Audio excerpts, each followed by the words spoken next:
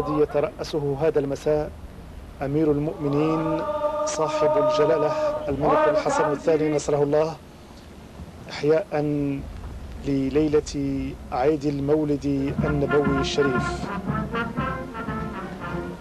صاحب الجلالة الملك الحسن الثاني نصره الله، محفوفا بصاحب السمو الملكي ولي العهد الأمير الجليل سيدي محمد، وصاحب السمو الملكي الأمير مولاي رشيد، يستعرض تشكيلة من الحرس الملكي التي تؤدي لجلالته التحية الرسمية عند مدخل هذه المعلمة الحضارية الكبرى التي تحتضنها مدينة الدار البيضاء.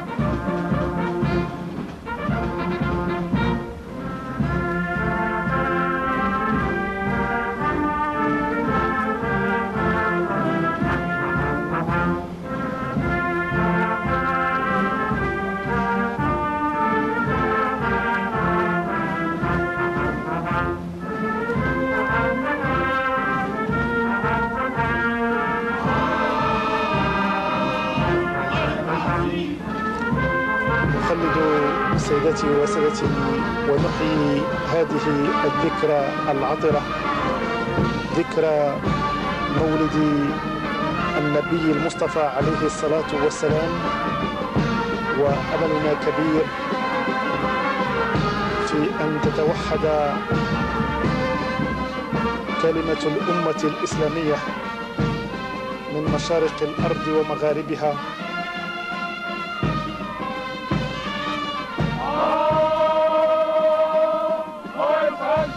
كما نستحضر في هذه المناسبة العظيمة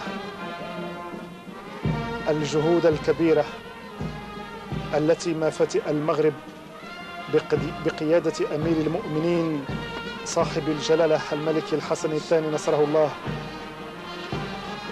يبذلها من أجل توحيد كلمة المسلمين في كل مكان، ومن أجل القضاء على كل الخلافات الإسلامية والقضاء على كل بؤر التوتر في عالمنا الإسلامي.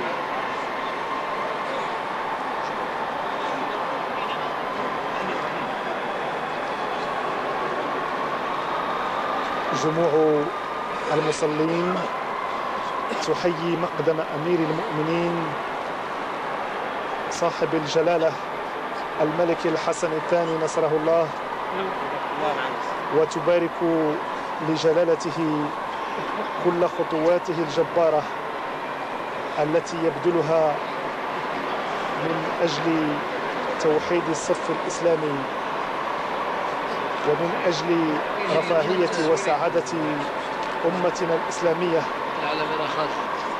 في مشارق الأرض ومغاربها. على 200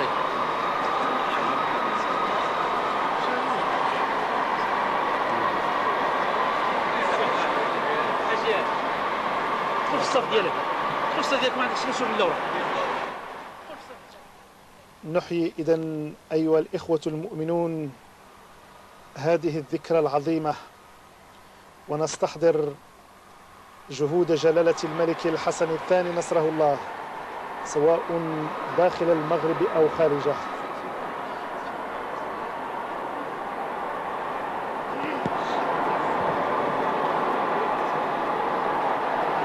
ونتذكر في ذات الوقت القمة الإسلامية التي احتضنتها في بحر السنة الماضية مدينة الدار البيضاء، هذه المدينة المناضلة المجاهدة التي يقف أبناؤها اليوم وسط هذه المعلمة التاريخية، هذه المعلمة الدينية، ليحيوا قدوم جلالة الملك الحسن الثاني نصره الله، وليهنئوا جلالته على كل الجهود التي يبذلها وعلى كل المساعي الحميدة التي يبذلها.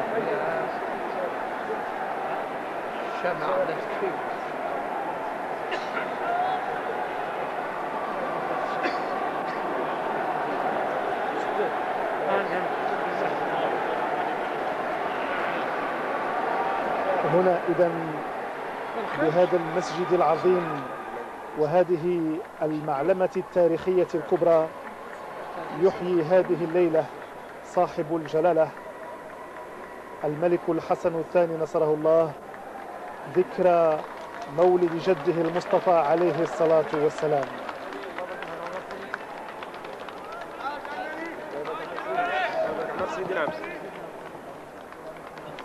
الله يبارك في عمر سيدي.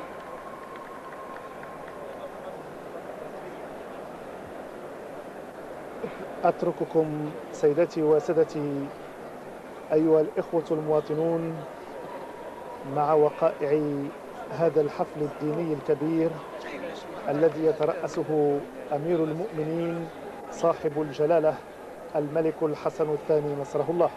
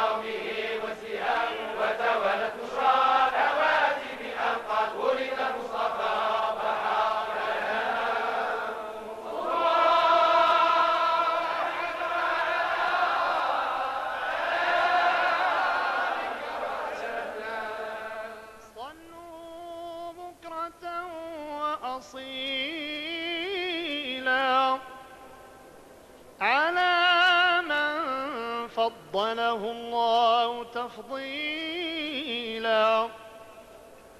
واتخذه حبيبا وخليلا ونزل عليه القرآن تنزيلا وكان له وليا ونصيرا ومعينا وكفيلا.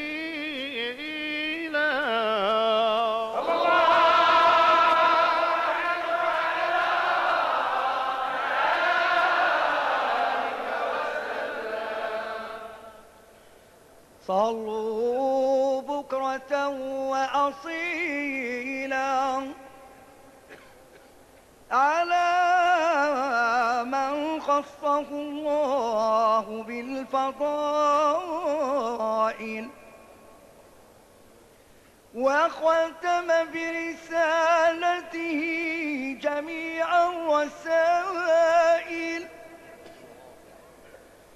وجعل الصلاة عليه من أعظم الوسائل. صلى عليه الملك العلام هو وملائكته الكرام،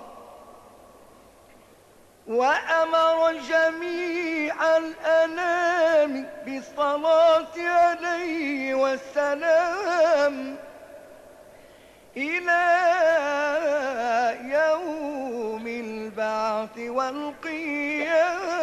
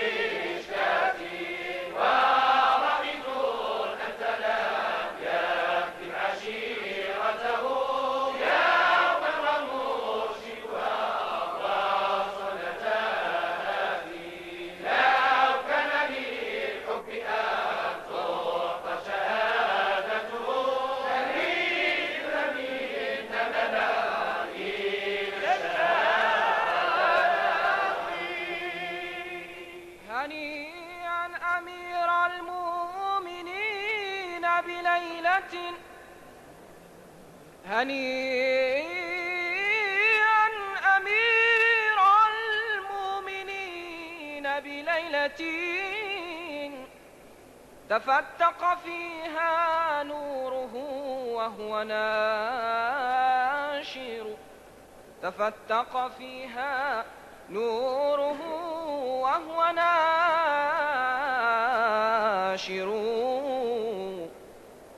هنيئا بعيد البشر والعز والعلا،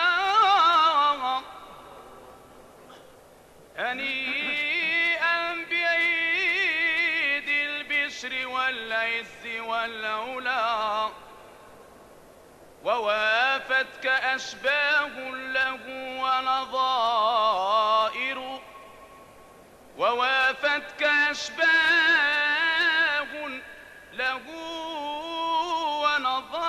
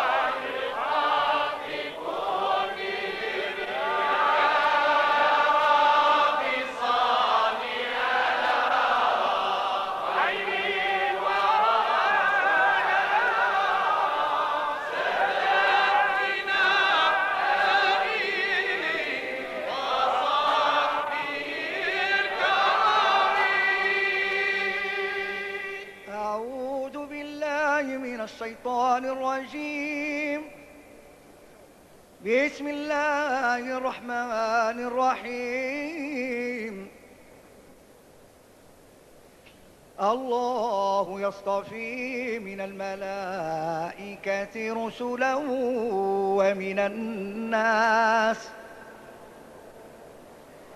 إن الله سميع بصير. يعلم ما بين أيديهم وما خلفهم وإلى الله ترجع الأمور. يا أيها الذين آمنوا اذكروا يا أيها الذين آمنوا اركعوا واسجدوا واعبدوا ربكم وافعلوا الخير لعلكم تفلحون. وجاهدوا في الله حق جهاده هو اجتباكم وما جعل عليكم في الدين من حرج ملة أبيكم إبراهيم هو سماكم المسلمين من قبل وفي هذا ليكون الرسول شهيدا عليكم وتكونوا شهداء على الناس. فأقيموا الصلاة وآتوا الزكاة واعتصموا بالله هو مولاكم فنعم المولى ونعم النصير. صدق الله مولانا العظيم. إن الله وملائكته يصلون على النبي يا أيها الذين آمنوا صلوا عليه وسلموا تسليما. اللهم صل على سيدنا محمد وعلى آل سيدنا محمد كما صليت على إبراهيم وعلى آل سيدنا إبراهيم وبارك على سيدنا محمد وعلى آل سيدنا محمد كما باركت على إبراهيم وعلى آل سيدنا إبراهيم في العالمين إنك حميد مجيد. سبحان ربك رب العزة عما يصفون وسلام على المرسلين والحمد لله رب العالمين. بسم الله.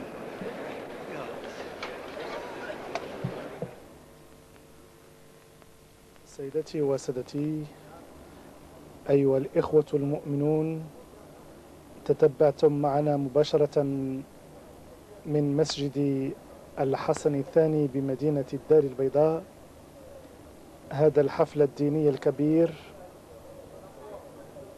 الذي أحياه أمير المؤمنين صاحب الجلالة الملك الحسن الثاني نصره الله أحياء لليلة ميلاد المصطفى عليه الصلاة والسلام. سفراء الدول الإسلامية المعتمدين ببلادنا يتقدمون للسلام على أمير المؤمنين جلالة الملك الحسن الثاني نصره الله، ويقدمون لجلالته تهانئ قادتهم وشعوبهم بمناسبة هذه الذكرى العظيمة، هذه الذكرى التي يأبى أمير المؤمنين جلالة الملك الحسن الثاني نصره الله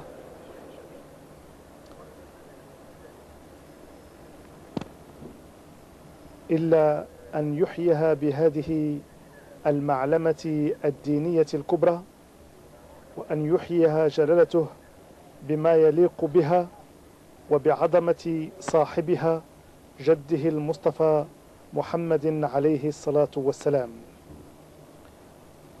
أعضاء السلك الدبلوماسي الإسلامي يتقدمون للسلام على جلالة الملك الحسن الثاني حفظه الله، ويهنئون جلالته بهذا العيد السعيد.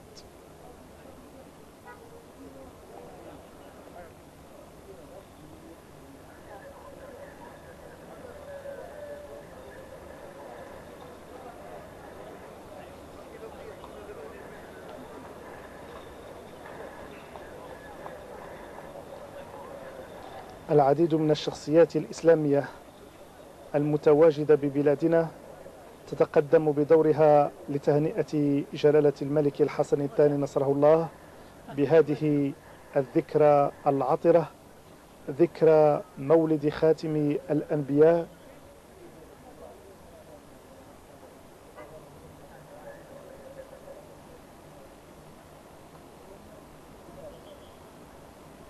وأشير حضراتي النظار الكرام إلى أن هذا الحفل الديني الكبير حضره الوزير الأول وزير الشؤون الخارجية والتعاون السيد عبد اللطيف الفلالي، ومستشار صاحب الجلالة وأعضاء الهيئة الوزارية وكبار ضباط القيادة العليا للقوات المسلحة الملكية ووالي وعمال صاحب الجلالة على ولاية الدار البيضاء الكبرى، والعديد من الشخصيات المدنية والعسكرية.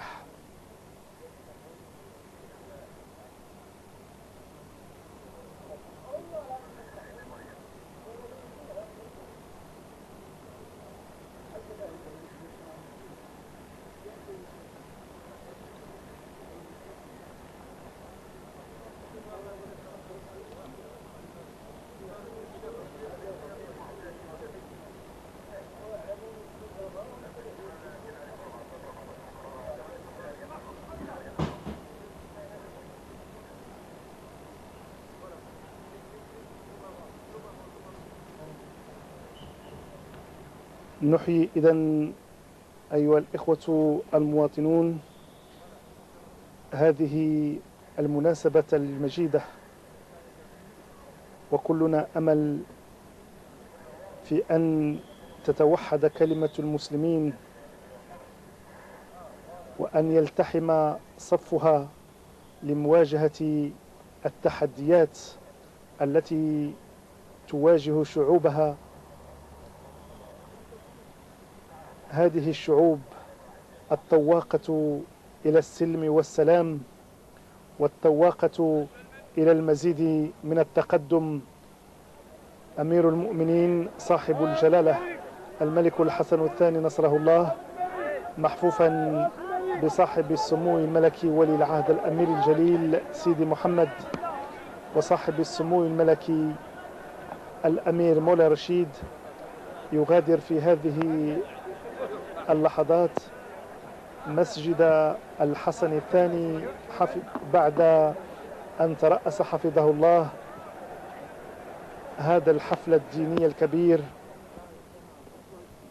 إحياء لمولد النبي عليه الصلاة والسلام.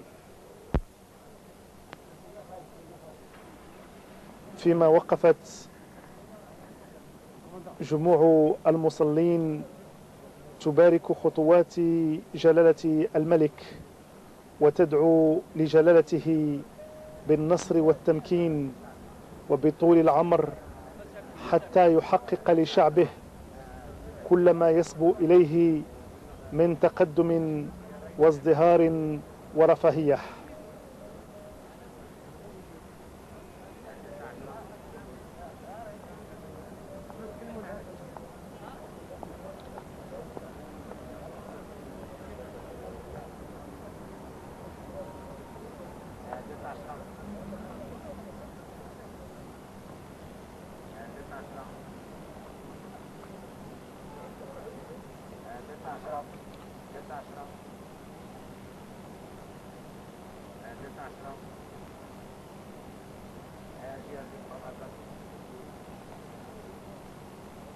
لازلتم أيها الإخوة المواطنون تتابعون معنا وقائع هذا الحفل الديني الكبير الذي ترأسه أمير المؤمنين بمسجد الحسن الثاني بهذه المعلمة الحضارية الكبرى التي يحق لبلادنا ويحق لكل المسلمين أن يفتخروا بها. هذه المعلمة التي أبى جلالة الملك إلا أن تقام بهذه المدينة المناضلة المجاهدة انطلاقا من عدة عوامل، وانطلاقا من الأهمية التي تكتسيها مدينة الدار البيضاء على عدة مستويات. جموع المصلين، وكما تشاهدون أيها الإخوة المؤمنين، يحيطون بصاحب الجلالة الملك الحسن الثاني نصره الله، وكل واحد منهم يحاول تقبيل اليدين الشريفتين الكريمتين.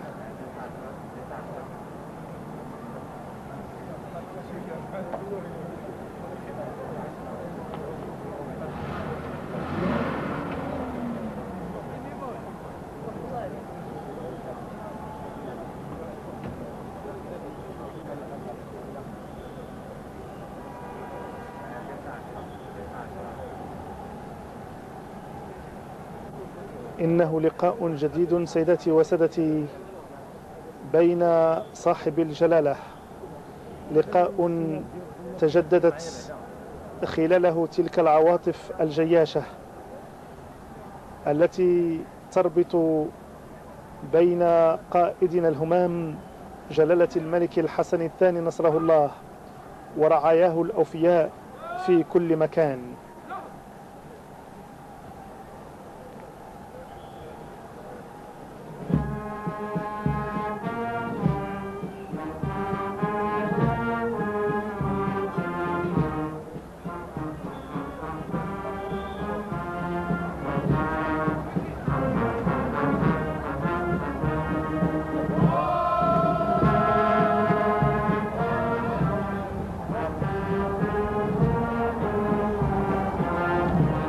أمير المؤمنين صاحب الجلالة الملك الحسن الثاني نصره الله، محفوفا بصاحب السمو الملكي ولي العهد الأمير الجليل سيدي محمد،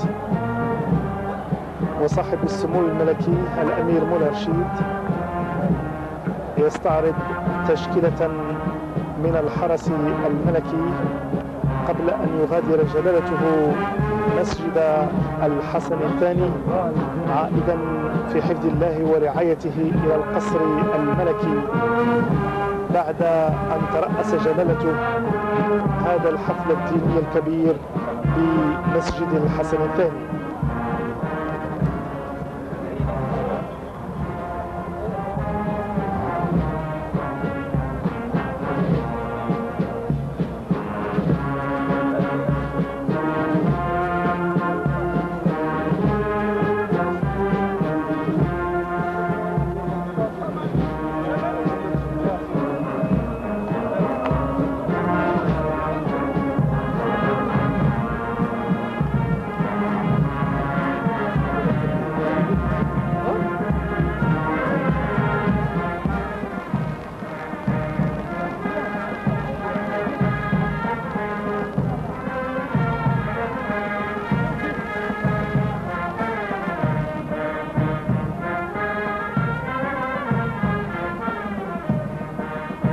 والي وعمال مدينة الدار البيضاء وقد تقدموا بالسلام على جلالة الملك الحسن الثاني نصره الله، وفي حفظ الله ورعايته يتحرك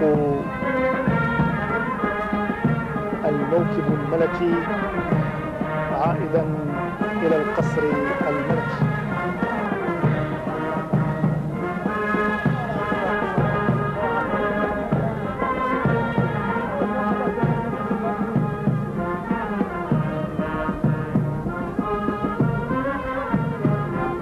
إلى هنا سيداتي وسادتي أيها الإخوة المواطنون نودعكم بعد أن نقلنا لحضراتكم هذا الحفل الديني الكبير من مسجد الحسن الثاني، والذي ترأسه أمير المؤمنين جلالة الملك حفظه الله.